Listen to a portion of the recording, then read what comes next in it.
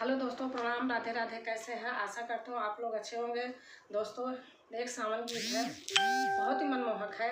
आप लोग पूरी वीडियो देखिएगा तो समझ में आएगा और कमेंट में लिख के ज़रूर बताना कैसे लगी। धन्यवाद। सीता समाजी के डाली जाए मालावा, राम जी कैसमाली सुरतियाना। सीता समाजी के डाली जाए मालावा, राम जी का संभाली सुरतियाना। सीता समाजी के डाली जाए मालावा, राम जी का संभाली सुरतियाना। सोने की थाली में जवाना परोसे, सोने की थाली में जवाना परोसे।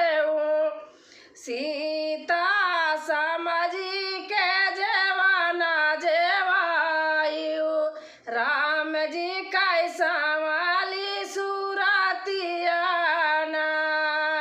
सीता समझ के जेवायु जेवना रवा, राम जी कैसा वाली सुरतियाना।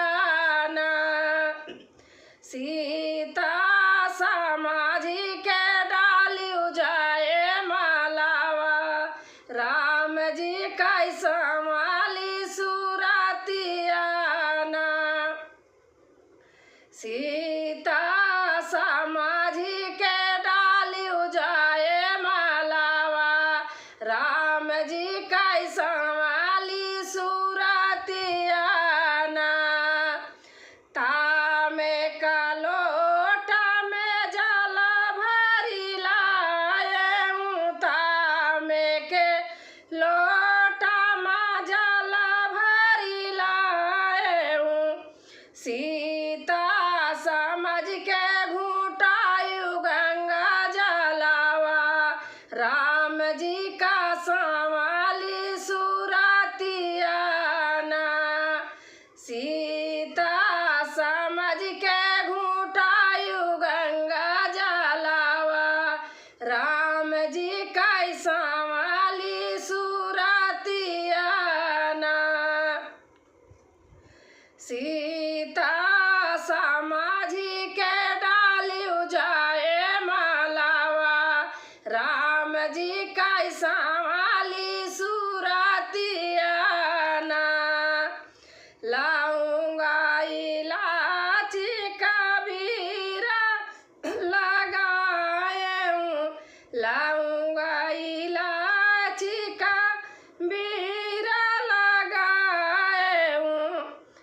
सीता समझ के चायु बीरावना, राम जी कैसा वाली सुरतियाना।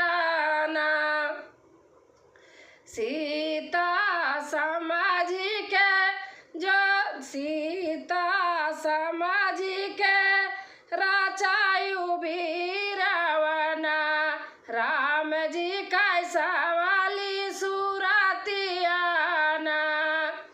सीता समाजी के डाली जाए मालावा, राम जी कैसा वाली सुरतियाना।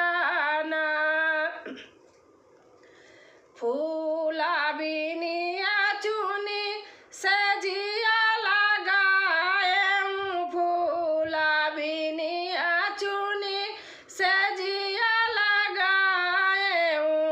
सीता समाजी के सुतायु से जरिया, राम जी कैसा